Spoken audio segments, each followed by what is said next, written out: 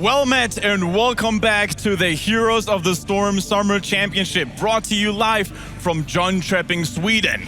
Only after 5 days of group stages here, not only in the Stockholm DreamHack studios, but also live at the big venue that is DreamHack Summer. Only 4 teams are left remaining to compete for the title of the Summer World Champion, and of course to get their big share of the massive prize pool that is of course $500,000 US. 2 days ago, we saw 2 teams emerging from Group A, which are, of course, MVP Black, the reigning champion from the spring season, and E-Star Gaming, the hungry team from China, to show once and all that they are able to take the title.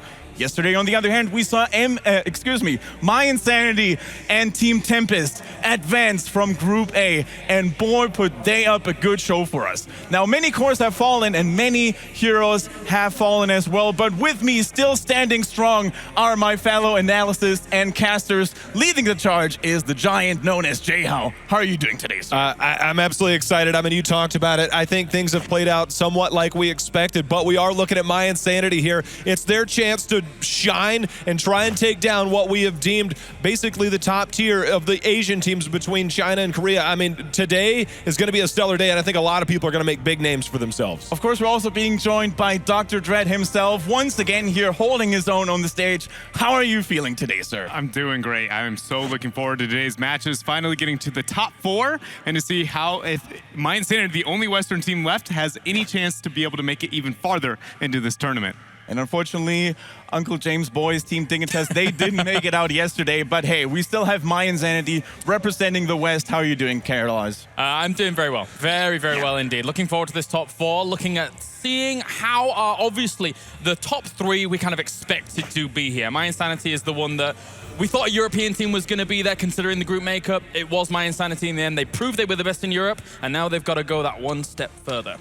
Now let's get straight to the nitty-gritty and show what has happened on the way to this Summer Championship. We see all the regions that were sending teams here to compete. Only the best of the best have made it, but only 3 of those regions are still left in the tournament. It is, of course, the Korean Colossi, Team Tempest, and MVP Black still going strong. But the Chinese powerhouse that is E-Star Gaming is also here to compete and get a split of that prize money, and holding here to represent the European region and of course the West as a whole is of course the big surprise, My Insanity. Looking strong, looking flexible as always, J-How. I mean, this is what Heroes is made for. The top 4 teams, MVP Black before a few weeks ago was deemed the favorite to just come in and blow everybody away, but we saw Tempest take them down. Now there are 4 teams here. All could win it. My Insanity probably looking at the minor underdog, but I don't want to count them out at all. All 4 teams, guys, I mean, could potentially win this. I mean, this is why today is the day, and this is where champions are made. I am absolutely excited. This is the best. I can't wait for this to play out. I seriously can't. Definitely, you make a very good point there. I mean, all the teams that have made it this far into the playoff stage,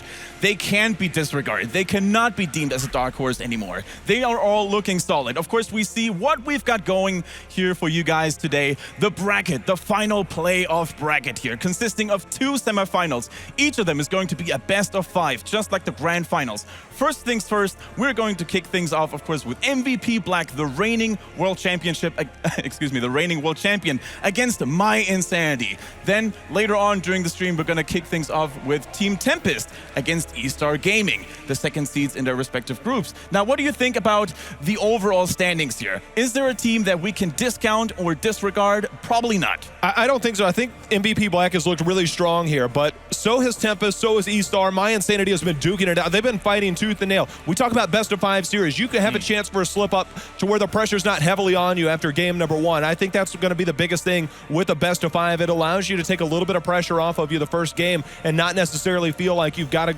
basically hit for the fences, you know, in game number 2. So I think there's a lot to be said about best of 5, and I think that's where you really determine who's the best. Yeah, there's a big difference in it. I mean, like, even when if you use the comparison of when I talked to Dignitas yesterday, they said that, well, technically My Insanity have never beaten them in a best of 5, but they always beat them in best of 3. So there's that kind of weird comparison that you see. For me, when I look at the top 4, I see MVP as a team so far that has gone through this tournament and has looked championship tier, but every other team for me so far hasn't proved to look like championship tier. I don't think E-Star has impressed me as much as I would like to see them as a championship team. And Tempest, likewise, coming off the back of Korea, I would like to see more from them. So I'm very excited to see how the best of fives are going to play out. And of course, best of fives are always known to be a little bit more intense, to be a little bit more flexible. Also, this meta in the meta is a term that we hear very often, Dread. How strong of an impact can that have during the draft?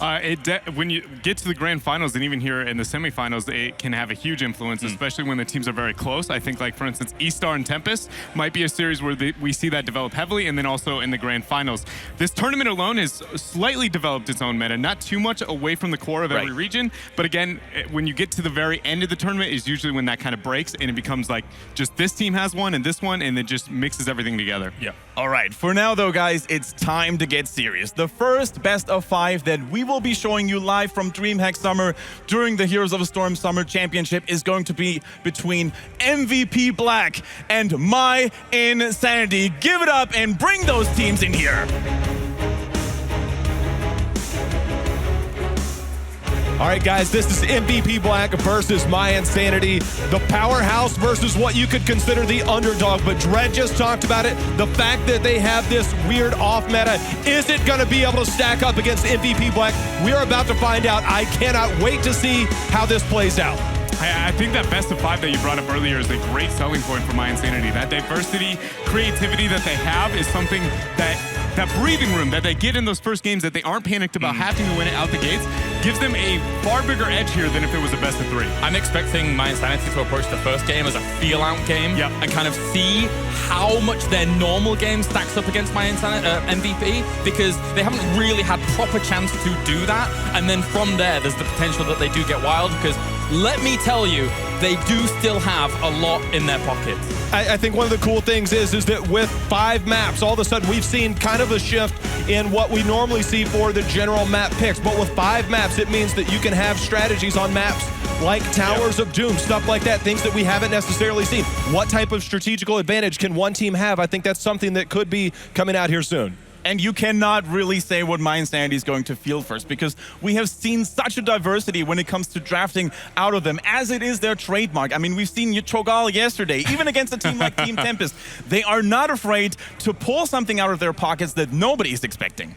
Yeah, they can do a lot, really. I just question how concrete that creativity is going to be at times. Like, yeah, we know the Lunara, we know the high value on Johanna at times. We have seen this over and over again, and yes, it does show signs of success, but you're facing MVP Black. That has never worked against a team like MVP Black, so you need to make sure you know the in and out of every advantage in this unique comp that you're going to have. Yeah, I completely agree with that. Again, as to reiterate, there is things that they have available to them that we have not seen yet at this tournament, because they have got these kind of pocket strats that they can bring out. But as you say, against MVP Black, sometimes that can be a little shaky. But for now, we're going to focus on their Korean opponents. As we've said it many times before, the reigning Spring World Championship, MVP Black, the legendary Armada, if you will. We had the chance to sit down with them and talk about their mission to defend their title here at DreamHack Summer.